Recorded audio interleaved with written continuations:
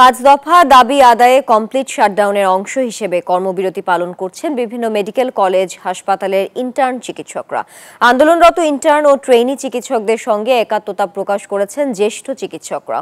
এই কর্মবিরতির ফলে দূরদূরান্ত থেকে আসা রোগীরা চরম দুর্ভোগের শিকার হচ্ছেন। সোমবার আন্দোলনকারীরা কমপ্লিট শাটডাউনের ঘোষণা দেন। দাবি আদায়ে আরও কঠোর কর্মসূচির হুঁশিয়ারি রয়েছে তাদের।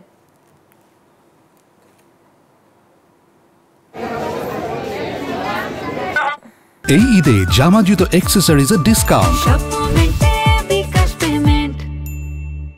তানিয়া রাজশাহী মেডিকেল কলেজ হাসপাতালের বহির্বিভাগ সম্পূর্ণরূপে বন্ধ আছে, ফলে কিন্তু সকাল থেকে হাজার হাজার রোগীরা কিন্তু সেবা নিতে এসে তারা ফিরে যাচ্ছেন, ফলে তীব্র ভোগান্তিতে পড়েছেন রোগী এবং তার স্বজনরা। আর রাজশাহী মেডিকেল কলেজ হাসপাতালে শুধুমাত্র জরুরি বিভাগ চালু রয়েছে, সেখানে জরুরি যে চিকিৎসা কার্যক্রম সেই কার্যক্রম চলছে। হাসপাতালের পরিচালকের সাথে আমাদের কথা হয়েছে, তিনি জানিয়েছেন যে শুধুমাত্র জরুরি বিভাগ চালু রয়েছে, এছাড়া আউটডোর সহ অন্যান্য যে চিকিৎসা সেবা কার্যক্রম সেগুলো সম্পূর্ণরূপে বন্ধ রয়েছে। আর এর পাশাপাশি কিন্তু ব্যক্তিগত যে প্রাইভেট চেম্বার সেই চেম্বারও কিন্তু ডাক্তাররা গতকাল থেকে বন্ধ করে দিয়েছেন, ফলে রোগীদের ভোগান্তি কিন্তু কাটছে না। আর আমরা ইন্টার্ন চিকিৎসক এবং আন্দোলনকারী যেসব চিকিৎসক রয়েছেন তাদের সঙ্গে কথা বলেছি, তারা বলছেন যে হাইকোর্টের রায়ের পরে তারা সিদ্ধান্ত নেবেন যে কর্মসূচি প্রত্যাহার হবে না আরও কোনো কঠোর কর্মসূচি দেওয়া হবে। তারা বলছেন যে রায় যদি প্রকাশ না হয় অথবা যদি সন্তোষজনক না হয় তাহলে তারা আরও কঠোর কর্মসূচির ডাক দিবেন এবং সামগ্রিক চিকিৎসা সেবা তারা বন্ধ করে দিতে পারেন বলে কিন্তু তারা আমাদের জানিয়েছেন। তবে হাসপাতাল কর্তৃপক্ষ বলছে যে জরুরি বিভাগের যে চিকিৎসা সেবা কার্যক্রম সেই চিকিৎসা সেবা কার্যক্রম অব্যাহত রয়েছে। মিড লেভেল এবং সিনিয়র কিছু চিকিৎসক দিয়ে তারা চিকিৎসা সেবা কার্যক্রম চালু রেখেছেন, তবে তারা কিন্তু হিমশিম খাচ্ছেন চিকিৎসা সেবা দিতে, ফলে রোগীদের ভোগান্তি কাটছে না। তারা তীব্র ভোগান্তি নিয়ে অনেকে হাসপাতালে চিকিৎসা নিতে এসেছেন এবং অনেকে কিন্তু বাধ্য হয়ে হাসপাতাল ছেড়ে বাড়ি ফিরে যাচ্ছেন। আর মেডিকেল কলেজের যে বহির্বিভাগ এখানে রাজশাহী এবং রাজশাহীর আশেপাশের যে জেলার দূর দূরান্ত থেকে কিন্তু সাধারণ মানুষ চিকিৎসা সেবা নিতে আসেন। তারা সকাল থেকে এসেছেন, এসে গতকালকেও অনেকে ফিরে গেছেন, আজকেও তারা পুনরায় এসে তারা কিন্তু আবারও তারা ফিরে যাচ্ছেন এবং অনেকে এখনও দীর্ঘক্ষণ চিকিৎসা সেবা পাওয়া যায় কিনা সেই প্রত্যাশায় কিন্তু হাসপাতালের এই বহির্বিভাগের সামনে অপেক্ষা করছেন। এবং আমরা সকালে দেখেছি যে দীর্ঘ লাইন ধরে কিন্তু রোগীরা অসন্তোষ প্রকাশ করেন যে কেন তারা এখনও চিকিৎসা সেবা পাচ্ছেন না। অনেকে রাজশাহীর আশেপাশের জেলা থেকে এসে আবারও কিন্তু ফিরে যাচ্ছেন। তবে চিকিৎসকরা বলছেন যে তাদের দাবি আদায় না হওয়া পর্যন্ত তাদের এই কার্যক্রম অব্যাহত থাকবে। তাদের যে 5 দফা দাবি ইন্টার্ন চিকিৎসকদের এবং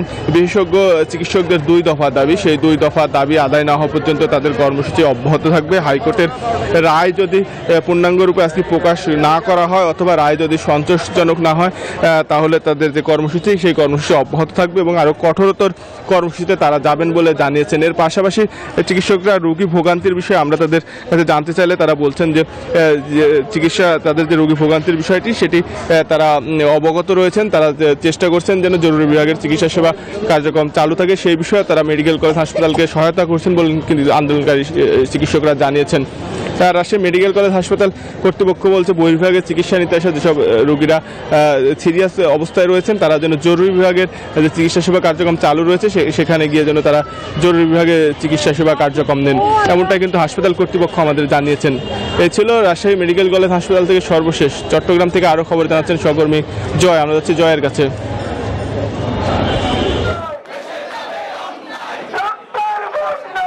ধন্যবাদ মুক্তিযোদ্ধা আপনাকে। দেখতে পাচ্ছেন চট্টগ্রাম মেডিকেলের আউটডোর চিকিৎসা বন্ধ রয়েছে, তো এখানে মেডিকেল কলেজের অবস্থান নিয়েছে, তার সাথে ইন্টার্ন চিকিৎসক এমনকি পোস্ট গ্রাজুয়েট চিকিৎসক যারা আছে তারাও কিন্তু তাদের আন্দোলনের সাথে একত্রতা ঘোষণা করে আজকে এই তাদের বিক্ষোভে অংশ নিয়েছে। চট্টগ্রাম মেডিকেলের জরুরি বিভাগগুলো আছে, একই সাথে আমরা দেখছি ওয়ার্ডের চিকিৎসক যারা আছে তারা চিকিৎসা সেবা দিচ্ছে, তবে আউটডোর যেখানে আছে সেখানে কিন্তু চিকিৎসা সেবা একেবারে 10টা পর থেকে বন্ধ করে দিয়েছে।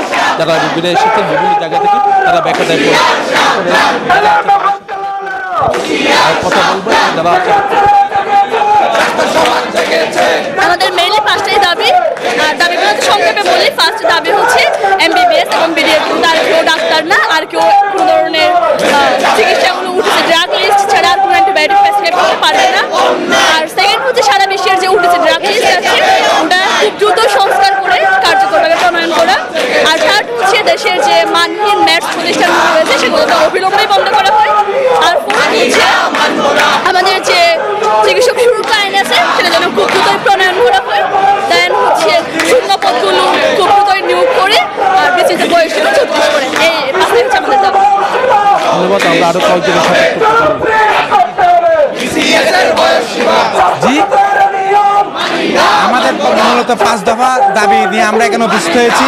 আমাদের প্রথম দফা হচ্ছে ডাক্তার উপাধি লাগানোর জন্য আমাদের বিএমডিসি রেজিস্ট্রেশন লাগবে এবং এটি এমবিবিএস এমবিডিএস ছাড়া আর কেউ পারবে না। এবং আমাদের দ্বিতীয় দফা দাবি হচ্ছে আমরা ওটিসি ড্রাগ লিস্টটা যেটা সেটা আপডেট করতে হবে, ইন্টারন্যাশনাল মানে আপডেট করতে হবে। এবং আমাদের তৃতীয় দফা দাবি হচ্ছে স্বাস্থ্য খাতের উন্নয়ন করতে হবে। ধন্যবাদ। আমরা আপনার সাথে একটু জানতে চাচ্ছি কি দাবি নিয়ে আপনারা এখানে অনেকদিন ধরে আপনারা আন্দোলন করছেন? আমাদের যে 5 দফা দাবি, সেই 5 দফা দাবি যে প্রথম দাবিটা সেটার উপরে আজকে রায় হওয়ার কথা এবং আমরা অধীর আগ্রহে সে রায়ের জন্য অপেক্ষা করছি আসলে। কারণ এই রায়টা আশা করি জনস্বার্থে আসবে। বাংলাদেশের স্বাস্থ্য ব্যবস্থার সংস্কারের কথা আমরা বলি, সেই সংস্কারটা যাতে এই রায় দিয়ে শুরু হয় আমরা এটা আশা করছি এবং আমরা চাচ্ছি যে অন্যান্য দাবিগুলো খুব অল্প সময়ের মধ্যে কার্যকর করা হোক। আমরা আসলে রাস্তায় থাকতে চাই না, আমরা এখন বাধ্য হচ্ছি, আসলে কিছুই আমাদের করার নাই। আমরা সরকারের কাছে দাবি জানাবো ওনারা যাতে এই যথাযথ ব্যবস্থা নেন। ধন্যবাদ। তো এই ছিল আমার এখানকার সর্বশেষ। ফিরে যাচ্ছে স্টুডিওতে তানিয়ার কাছে।